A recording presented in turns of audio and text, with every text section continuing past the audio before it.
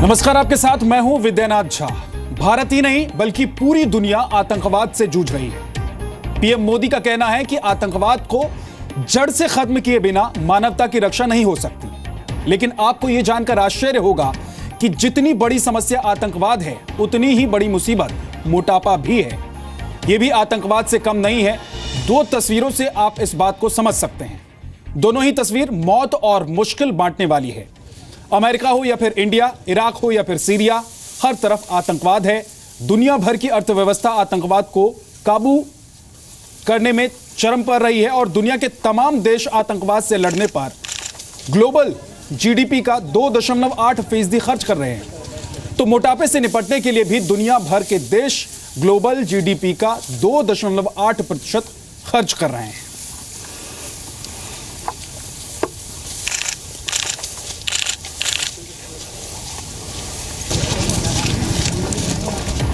कुछ और आंकड़े देखिए, आपको यह समझने में आसानी होगी कि किस तरह जैसे आतंकवाद से दुनिया परेशान है, उसी तरह मोटापे से भी दुनिया परेशान है।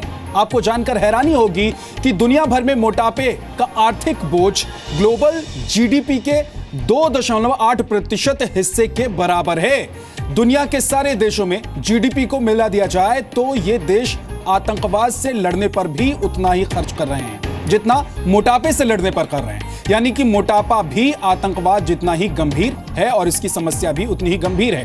पूरी दुनिया मोटापे से लड़ाई के नाम पर 134 लाख करोड़ रुपए हर साल खर्च कर रही है, जो पूरे अफ्रीका के जीडीपी के बराबर है। 2014 में दुनिया में करीब 32,658 लोगों ने आतंकवाद की वजह से जान गंवाई और वहीं हर साल दुनिया में 28 लाख मौतों के लिए मोटापा जिम्मेदार है। सिर्फ बड़े लोग ही नहीं, बच्चे भी मोटापे के पंजे में आ गए हैं। एक रिपोर्ट के मुताबिक साल 2025 तक 5 से 17 साल तक के 2 करोड़ 68 लाख बच्चों के मोटापे से ग्रसित होने का अनुमान लगाया गया है।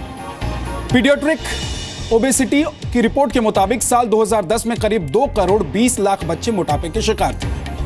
सबसे बड़ी बात यह है कि साल 2025 तक 1 करोड़ 20 लाख बच्चों में ग्लूकोज टॉलरेंस यानी कि शुगर बढ़ने की समस्या हो जाएगी और इसी तरह अगले 9 साल में 40 लाख बच्चों में टाइप 2 डायबिटीज की समस्या हो जाएगी और 2025 तक 2.7 करोड़ बच्चे हाई ब्लड प्रेशर के शिकार होने की आशंका जताई जा रही है। विशेषज्ञों का मानना है कि आजकल बच्चे सोशल मीडिया पर काफी एक्टिव हैं और वहीं से वो बैड फूड हैबिट के शिकार हो जाते हैं। टिफ़िन बच्चे ले जाना नहीं चाहते, उनको शर्म आती है टिफ़िन पैक करने में, तो वो या तो कैंटीन से खाते हैं या फिर वो बाहर से खाते हैं। आप बाहर खाइए, फेसबुक पे स्टेटस डालिए, इंस्टाग्राम पे स्टेटस डालिए। इसकी वजह से लोगों को लगने लगा है कि अगर हम बाहर खाएंगे तो हमारे जो पीयर्स हैं उनमें हमारी जो एक रिस्पेक्ट है वो ऊपर जाएगी। खाते हैं, एक दूसरे से पूछते हैं कि आपने वहाँ चेक किया, आपने वो देखा, वहाँ पर ये लेटेस्ट डिश आई, आपने ट्राई की कि नहीं की। ये सारे कारण जो हैं ये मिलकर ओबेसिटी को इंक्रीज़ कर रहे हैं। हर कोई चाहता है कि वो फिट रहे, शरीर पर फैट का कब्जा ना हो, लेकिन सिर्फ चाहत से बात नहीं बनती। शरीर को फिट रखने के लिए मेहनत करनी पड़ती है। मोटापा एक महामारी की तरह दुनिया भर में फैल रहा है। बात परेशान करने वाली है, लेकिन सच है कि पिछले 5 साल में दिल्ली में मोटे लोगों की गिनती में 40% का इजाफा हो गया।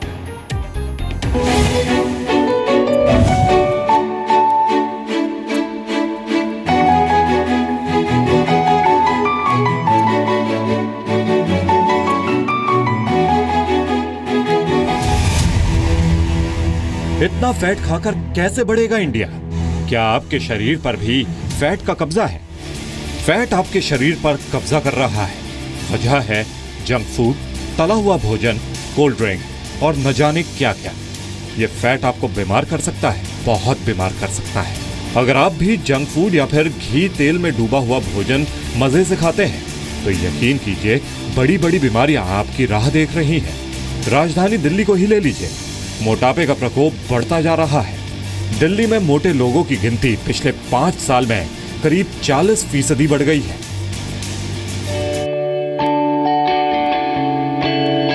बारहवीं में पढ़ने वाली तन्वी चावला भी अच्छा दिखना चाहती हैं। तन्वी के दोस्त हैं, वो बाहर घूमती हैं, अपनी पसंद के कपड़े पहनती हैं, सेहत का ख्याल भी रखना चाहती हैं, लेकिन बाजार में जब फास्ट फूड पर नजर जाती है तो सब भूल जाती हैं। all the junk food, which includes pizza, macaroni, pasta, momos, all that. जो खाने का मन करता है, we go for that. माता पिता अपने बच्चों को सेहतमंद खाना देना चाहते हैं, लेकिन आज की भागदौड़ की जिंदगी में पौष्टिक भोजन नहीं दे पाते। कुछ पैसे दे देते हैं और बच्चों को जंक फूड खाने की आजादी। और यही वजह है कि दिल्ली के 17% बच्चे मोटापे का शिकार हैं। अगर मेरे घर में बहुत सारे चिप्स पड़े हैं, नमकीन पड़े हैं, तो बच्चे का पहला हाथ वहीं जाएगा। तो ये मेरा एज अ पेरेंट रोल है कि मुझे अपने फ्रिज के अंदर, अपने अलमीरा के अंदर ऐसी स्टॉकिंग करनी है जिसके अंदर अगर बच्चा खा भी लेता है तो उसको नुकसान नहीं पहुंचेगा। जंक फूड तो जैसे अब लोगों की लाइफस्टाइल का हिस्सा बन चुका है। परेशानी की बात यह है कि 59% बच्चों के माता पिता मोटापे को लेकर फिक्रमंद नहीं। सबसे ज़रूरी है कि बच्चों के लिए रोल मॉडल बने पेरेंट्स। बच्चा वही खाता है जो वो अपने पेरेंट्स को खाते हुए देखता है। तो जब वो देखेगा कि पेरेंट्स अच्छी ईटिंग हैबिट्स में इन्वॉल्व हैं, उसका काफ़ी अच्छा रोल पड़ता है, एक तरीके से मानसिक उसकी स्थिति पे असर पड़ता है और वो भी हेल्दी ईटिंग की तरफ जाता है। वर्ल्ड हेल्थ ऑर्गेनाइजेशन ने पहले तो ये बताया कि शुगर ड्रिंक आपको मोटा बना रहे हैं। फिर WHO ने ही सलाह दी है कि अगर शुगर ड्रिंक्स पर टैक्स लगाकर ज्यादा महंगा कर दिया जाए तो लोग कम खरीदेंगे, कम पिएंगे तो मोटे भी कम होंगे। यानी मोटापे पर टैक्स और सेहत टैक्स फ्री। पवन नारा के साथ ब्यूरो रिपोर्ट, जी मीडिया। भारत में मोटापे की वजह से लोगों को कई तरह की बीमारियां हो रही हैं। मोटापे की वजह से आप डायबिटीज के शिकार हो सकते हैं, क्योंकि जब आप ज्यादा खाने में ग्लूकोज की मात्रा ज्यादा लेना शुरू कर देते हैं तो मोटापे का शिकार होना भी आप शुरू हो जाते हैं। स्तन कैंसर, कमर का कैंसर या आंतों के कैंसर की सबसे बड़ी वजह मोटापा होता है। और यही वजह है कि रिसर्च में पता चला है कि मोटापे से गर्भाशय का कैंसर भी हो सकता है।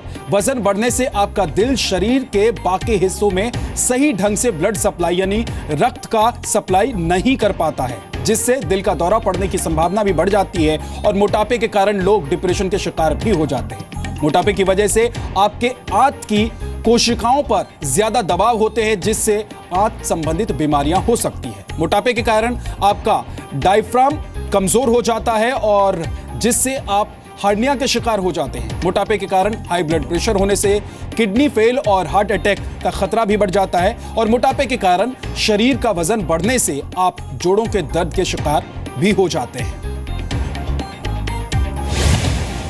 कि 8 साल के बच्चों में भी हम लोग डायबिटीज़ या फिर हाइपरटेंशन, हाइपोथायरॉयड, इस तरह की हम बीमारियां उनके अंदर देखते हैं, जिसका काफ़ी ज़्यादा रिलेशन उनके लाइफस्टाइल और ईटिंग हैबिट्स के साथ है। अब अगर हम ये बात करें कि पेरेंट्स को कितना अवेयर होना चाहिए इस बारे में, तो पेरेंट्स की इन्वॉल्वमेंट सबसे ज़्यादा ज़रूरी है यहाँ पे। पहले तो ये चीज़ का ध्यान रखना कि आपका बच्चा डेली बेसिस पे सुबह से रात तक क्या खा रहा है।